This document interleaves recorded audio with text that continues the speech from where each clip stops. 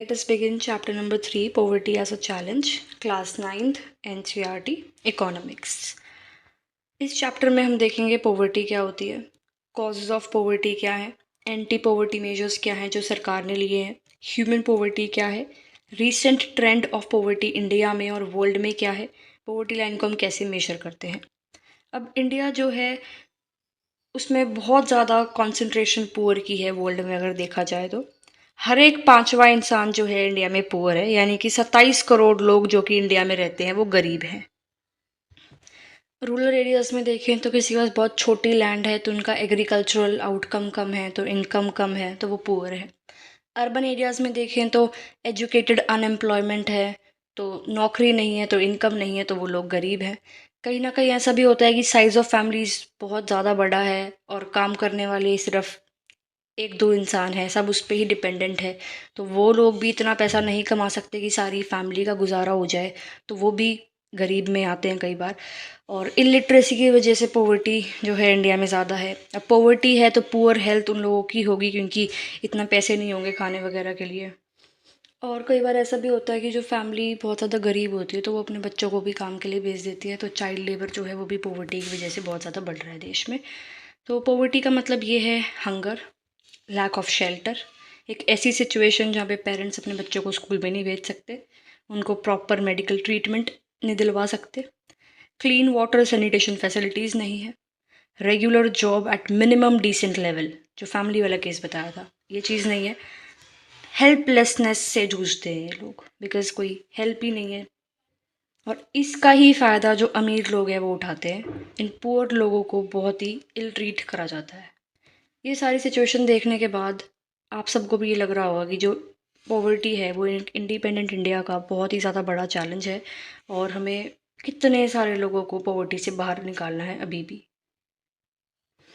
Mahatma Gandhi the father of our nation, उन्होंने भी बोला था कि जो इंडिया है वो ट्रूली इंडिपेंडेंट तभी होगा जब उसका जो पुअरेस्ट इंसान है वो भी फ्री होगा ह्यूमन सफरिंग से, उसको कोई भी डिस्क्रिमिनेशन नहीं झेलना पड़ेगा, उसको कोई भी इल ट्रीट नहीं करेगा। अब ये तो था कि कॉमन टर्म्स में पॉवर्टी क्या होती है। जो सोशल साइंटिस्ट्स हैं वो पॉवर्टी को कैसे देखते हैं, वो पॉवर्टी को दो फैक्टर कंसीडर करके देखते हैं। पहला है सोशल एक्सक्लूजन और दूसरा है वल्नरेबिलिटी। सोशल एक्सक्लूजन में वो ये कहते हैं कि जो ये पुअर लोग हैं उनकी जो सराउंडिंग्स है वो भी पुअर लोगों के आसपास ही है, मतलब उनकी सराउंडिंग में भी पुअर लोग ही रहते हैं। जो बेटर ऑफ पीपल हैं, जो रिच पीपल हैं, वो अपने अलग जगह पे रहते हैं सिटी में। सिटी का एक कॉर्नर है गरीब लोगों के लिए। सोशल एक्सक्लूजन, उनको सोसाइटी से एक्सक्लूड कर दिया गया है। जैसे कास्ट सिस्टम में ये चीज़ होती है, अनटचेबल्स के साथ ये चीज़ होती थी, पुअर लोगों के साथ भी कहीं ना कहीं ये चीज़ होती है। Next is vulnerability. वल्नरेबिलिटी ये देखते हैं कि एट प्रेजेंट ऐसे जो लोग हैं जिनको साइंटिस्ट को लगता है कि अगर कोई नेचुरल कलामिटी आ गई तो ये उसको झेल ही नहीं पाएंगे, इनके ऊपर जो है उसका ड्रास्टिक इम्पैक्ट पड़ जाएगा। तो यानी कि वैसे लोग जो सर्टेन कम्युनिटीज़ हैं जिनकी बहुत ज़्यादा प्रोबेबिलिटी है कि आगे फ्यूचर में कुछ कमिंग ईयर्स में ये पुअर रहेंगे या पुअर बन जाएंगे। तो ये सोशल एक्सक्लूजन और वल्नरेबिलिटी दो फैक्टर्स हैं जिससे सोशल साइंटिस्ट पॉवर्टी को देखते हैं। अब कंट्री लेवल पे पॉवर्टी को कैसे नापा जाता है। पॉवर्टी लाइन जो है वो एक बहुत कॉमन मेथड है पॉवर्टी को मेजर करने का। पॉवर्टी को किस बेस से मेजर करते हैं, इनकम पे या कंजम्पशन लेवल पे, ठीक है। मतलब इसमें क्या होता है ना, एक मिनिमम लेवल सेट किया जाता है कि अगर इस लेवल से नीचे आपकी इनकम है तो आप गरीब हो, इस लेवल से नीचे अगर आप कैलोरी इनटेक कर रहे हो एक दिन की तो आप गरीब हो। जो पॉवर्टी लाइन है वो place to place, time to time, country to country जो है वैरी करता है। जैसे कि अगर मैं यूएस में देखूँ तो यूएस में अगर एक इंसान के पास कार है तो may be various different other factors पे वो फिर भी एक पुअर इंसान हो, लेकिन इंडिया में कार तो अभी भी एक लग्जरी ही कंसिडर करी जाती है। पॉवर्टी को जब हम डिटरमाइन करते हैं इंडिया में तो हम क्या देखते हैं कि minimum level of food requirement क्या है, मतलब एक इंसान की minimum level of food requirement क्या है, clothing, footwear, fuel, light, educational, medical requirement, इन सब में उसका कितना खर्चा लग रहा है, फिर उसका कुछ मिनिमम लेवल सेट करते हैं कि अगर इससे भी कम खर्चा है कहीं ना कहीं तो वो जो है वो पुअर इंसान है। अब फूड रिक्वायरमेंट को हम कैसे मेजर करते हैं, फूड रिक्वायरमेंट को मेजर करते हैं कि कैलोरी इनटेक क्या है, कि एक इंसान की एज, सेक्स और टाइप ऑफ वर्क पे डिपेंड करते हुए अगर वो इतनी कैलोरी से कम कैलोरीज ले रहा है तो वो पुअर है। जैसे कि अगर रूरल एरियाज़ में देखें तो अगर एक इंसान 2400 कैलोरीज से कम ले रहा है एक दिन में, तो वो पुअर है। और अर्बन एरियाज़ में अगर 2100 कैलोरी से कम ले रहे हैं तो वो पुअर है। अब रूरल एरियाज़ में ज़्यादा क्यों है? बिकॉज रूरल एरियाज़ में ज़्यादा फिजिकल वर्क है, तो ज़्यादा आपको कैलोरी रिक्वायरमेंट है। ठीक है, फिर अगर हम देखें कि पॉवर्टी लाइन है, उसको एक्सपेंडिचर के अकॉर्डिंग 816 रुपये फिक्स करा गया था रूरल एरिया में, कि अगर एक इंसान 816 से भी कम रुपए खर्च कर रहा है एक महीने में, तो कहीं ना कहीं वो पुअर है। और अर्बन एरियाज़ में उसको आपको 1000 रुपये फिक्स करा गया था। अब देखो यहाँ पर रूरल एरिया में कैलोरी ज़्यादा थी, लेकिन खर्चा अर्बन एरिया में ज़्यादा हो रहा है। क्यों? क्योंकि अर्बन एरिया में कहीं ना कहीं महंगाई एज़ कम्पेयर टू जो रूरल एरियाज़ हैं वो ज़्यादा होती है। ठीक है, और एक और डेटा आ रखा था 2011-12 में कि अगर एक फैमिली है, 5 लोग रहते हैं उसमें, और रूरल एरियाज़ में वो रहते हैं, और उनकी जो मंथली इनकम है वो 4080 से कम है, तो वो पुअर कंसिडर करे जाएंगे। अर्बन एरियाज़ में एक फैमिली है, 5 मेंबर रहते हैं, उसकी अगर इनकम एक महीने की 5000 से कम है, तो फिर वो जो है पुअर कंसिडर करे जाएंगे। ठीक है, पॉवर्टी से रिलेटेड जो डेटा है वो कौन कैलकुलेट करता है? एनएसएसओ। और एनएसएसओ के सर्वे के बेस्ड पे नीति आयोग जो है वो पॉवर्टी को कैलकुलेट करता है एग्जैक्ट इंडिया में। ठीक है, अब डिफरेंट कंट्रीज़ को मान लो आप कंपैरिजन करना है कंट्रीज़ का कि कौन सी ज़्यादा अमीर है, कौन सी गरीब है, तो वर्ल्ड बैंक जो है उसने एक uniform standard for poverty line setup करा गया है। वो क्या है? Minimum availability of the equivalent of $1.90 पर पर्सन पर डे। लेकिन अगर रीसेंट डेटा देखें तो रीसेंट डेटा के अकॉर्डिंग ये $2.15 है, 2022 के डेटा के अकॉर्डिंग देखें तो। अब ये टेबल देखो, 1993-4 के बीच में जो पॉवर्टी रेशियो है 45 है, 2011-12 के बीच में वो 22 आ गया, तो पॉवर्टी में डिक्लाइन हुआ है। एक क्वेश्चन होता है, अगर इस टेबल को देखो आप ध्यान से, यहाँ पे जो पॉवर्टी रेशियो है वो 45 है, यहाँ पर 37 है, तो यानी कि कम तो हुआ है। लेकिन ये क्या हुआ है यहाँ पे, नंबर ऑफ पुअर कैसे इंक्रीज हो गए? क्योंकि पॉपुलेशन भी तो इंक्रीज हुई थी ना, इस वजह से ये इंक्रीज हो गया। ठीक है, अब ये वाला ग्राफ देखो, जो एवरेज इंडियन पॉवर्टी रेशियो है वो 22 है, यानी कि 100 में से 22 लोग जो हैं वो गरीब हैं। लेकिन शेड्यूल ट्राइब में वो कितना ज़्यादा है कि 100 शेड्यूल ट्राइब में से 43 गरीब हैं, 100 शेड्यूल ट्राइब में से 20 शेड्यूल कास्ट में से 29 गरीब हैं। ये देखो, casual labour farm rural area में 34, कैजुअल लेबर नॉन फार्म है कोई, तो हर 100 में से 34 जो है वो गरीबी रेखा से नीचे आते हैं। अब ये सोचो कि कोई इंसान लैंडलेस फार्मर है, गरीब है, साथ में एसटीबी है, तो डबल डिसएडवांटेज नहीं होगी उसके ऊपर? तो कुछ स्टडीज़ हैं वो ये चीज़ दिखाती हैं कि जो शेड्यूल्ड कास्ट है, रूरल एग्रीकल्चर लेबरर्स हैं या urban casual labour household है, फिर भी वो कहीं ना कहीं इनका जो पॉवर्टी रेशियो है वो कम हुआ है, लेकिन शेड्यूल ट्राइब का जो है उसमें कोई इम्पैक्ट नहीं होता। तो सोशल ग्रुप में शेड्यूल ट्राइब, शेड्यूल कास्ट, ये हैं वल्नरेबल पीपल।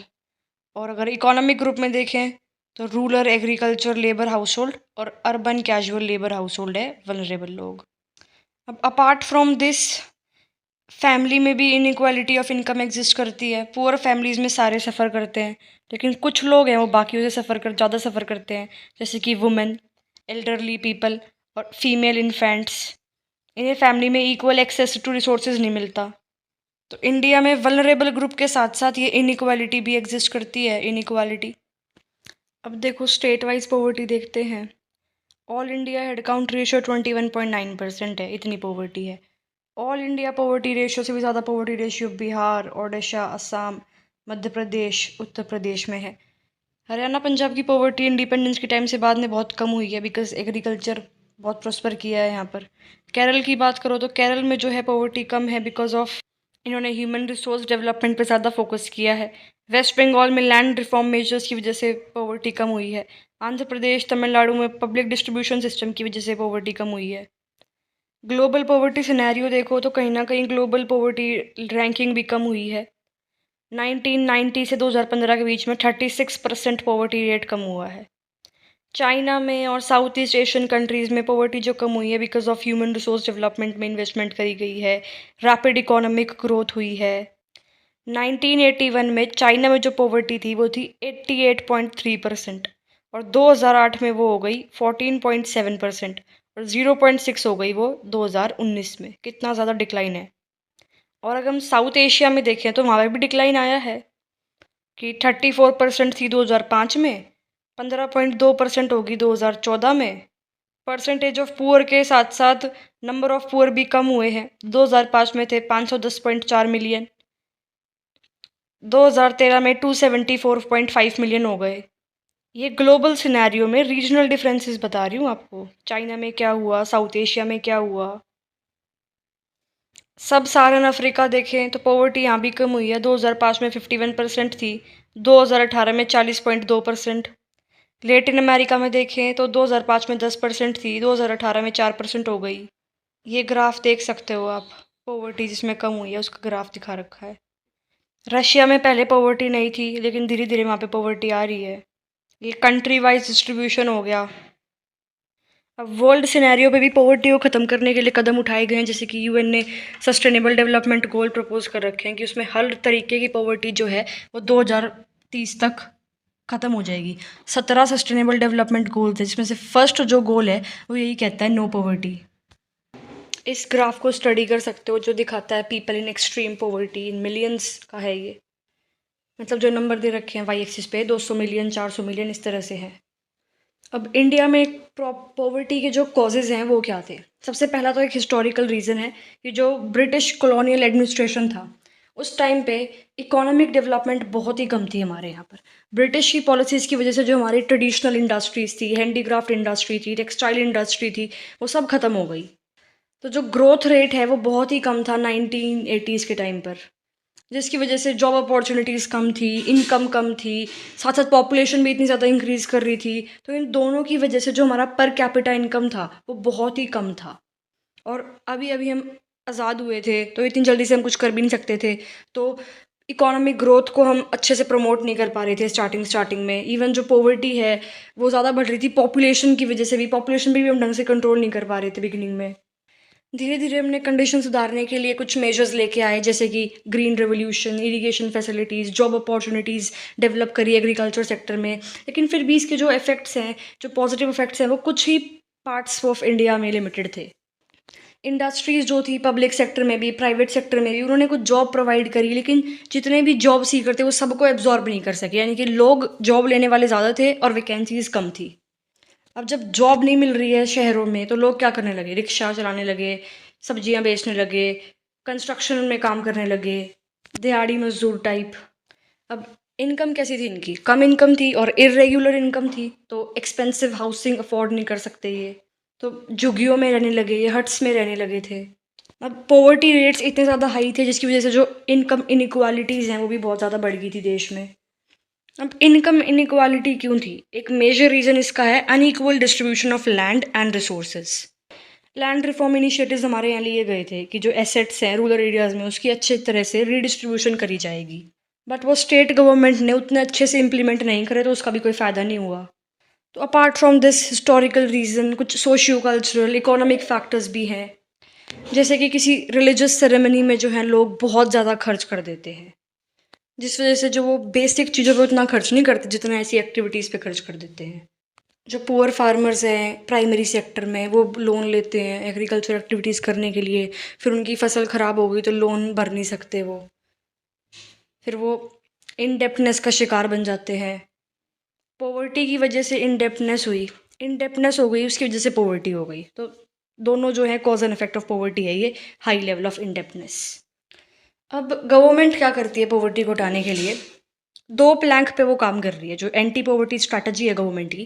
पहला क्या पॉइंट है कि इकोनॉमिक ग्रोथ को प्रमोट करेंगे। दूसरा है एंटी पॉवर्टी कुछ प्रोग्राम्स लेके आएंगे। 1950s के टाइम पे 45% हमारे यहाँ पर ऑफिशियल पॉवर्टी एस्टीमेट थे। 30 साल बाद 1980 तक भी ये इतने ही रहे। लेकिन फिर 1980s के टाइम पे जो है इंडिया की इकोनॉमी जो है वो one of the fastest growing in the world बन गई। कि 1970 में जो हमारा एवरेज ग्रोथ रेट था वो 3.5 था, जो कि 1980s और 1990s के टाइम पर 6% तक बढ़ गया था। हायर इकोनॉमिक ग्रोथ की वजह से कहीं ना कहीं पॉवर्टी जो है वो ड्रास्टिकली रिड्यूस हुई थी। अब इकोनॉमिक ग्रोथ ज़्यादा है तो लोगों के पास अपॉर्चुनिटी जॉब अपॉर्चुनिटीज़ ज़्यादा है, लोगों को रिसोर्सेज मिल रहे हैं जिससे वो ह्यूमन डेवलपमेंट में इन्वेस्ट कर सके। अब इनकम थोड़ी बहुत अच्छी है इस टाइम पर, तो लोग जो है अपने बच्चों को स्कूल भेज रहे हैं, गर्ल चाइल्ड्स जो हैं उनको भी स्कूल भेजा जा रहा है।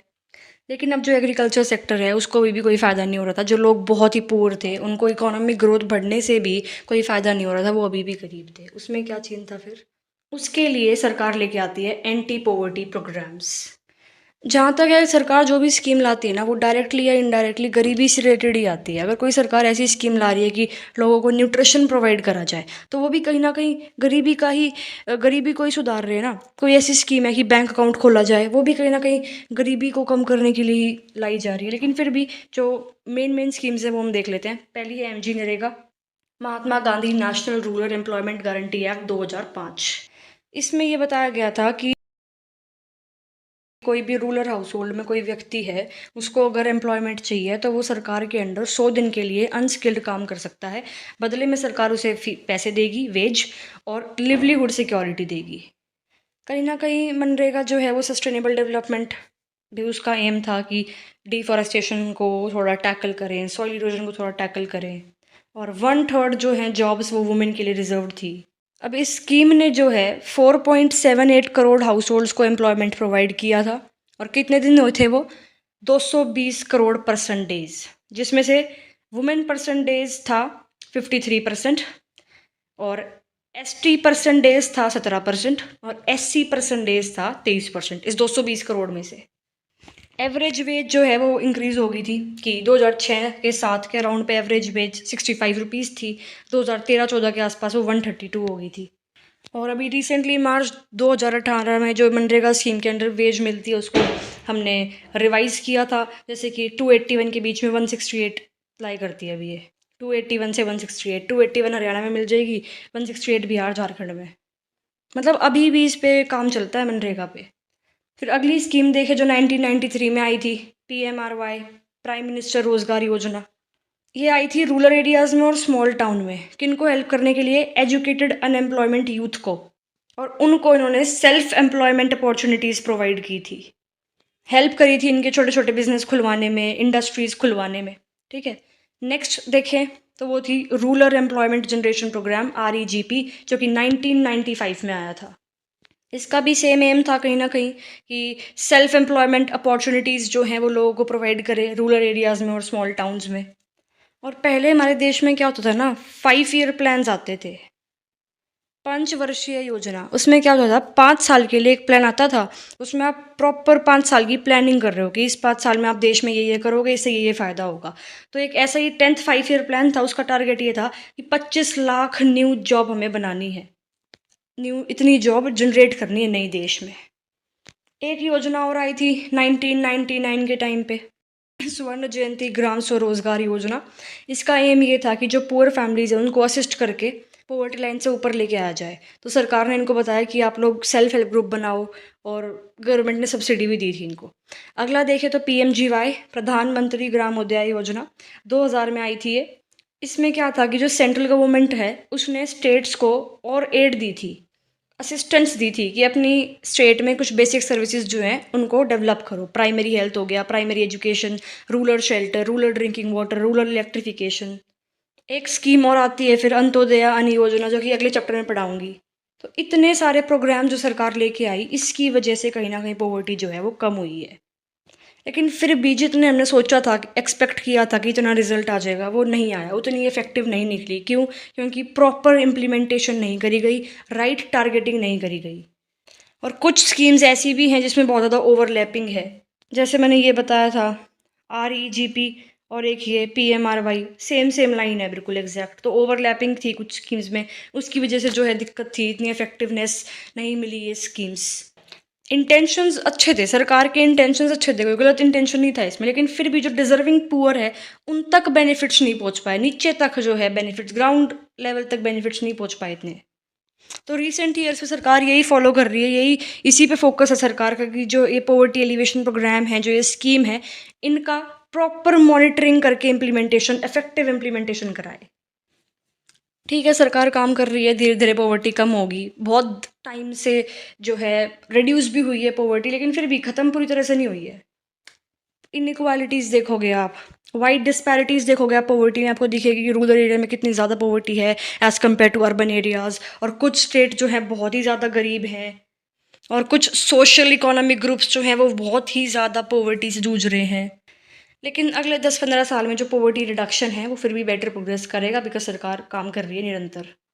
और ये सब कैसे हो पाएगा? हायर इकोनॉमिक ग्रोथ से, यूनिवर्सल फ्री एलिमेंट्री एजुकेशन को फैलाने से, वुमेन एम्पावरमेंट करने से, इकोनॉमिकली वीकर सेक्शंस को एम्पावर करने से। ठीक है, अब एक टर्म देखते हैं, ह्यूमन पॉवर्टी क्या होता है। देखो, पॉवर्टी की हमने ऑफिशियल डेफिनेशन तो देख ली, जो सिर्फ लिमिटेड पार्ट को कवर करती है कि मिनिमम सब्सिस्टेंस लेवल से अगर कोई कम है तो वो पुअर है। लेकिन कुछ स्कॉलर्स जो हैं वो ह्यूमन पॉवर्टी का कंसेप्ट भी लेके आते हैं। वो क्या है? देखो, बहुत सारे लोग जो हैं अब इंडिया में इतने वेल ऑफ हैं कहीं ना कहीं कि वो खुद के लिए खाना खा सकते हैं, खुद को फीड कर सकते हैं। लेकिन क्या उनके पास एजुकेशन है, प्रॉपर शेल्टर है, प्रॉपर हेल्थ केयर है, जॉब सिक्योरिटी है, सेल्फ कॉन्फिडेंस है? जिस इंसान के पास सेल्फ कॉन्फिडेंस नहीं है, कहीं ना कहीं वो भी पुअर है according to the world definition of poverty कुछ कंट्रीज़ में। तो apart from income, apart from calorie requirements, जो ये बेसिक ह्यूमन डेवलपमेंट इंडिकेटर्स हैं, वो भी वर्ल्ड में पॉवर्टी की डेफिनेशन में एडेड हैं।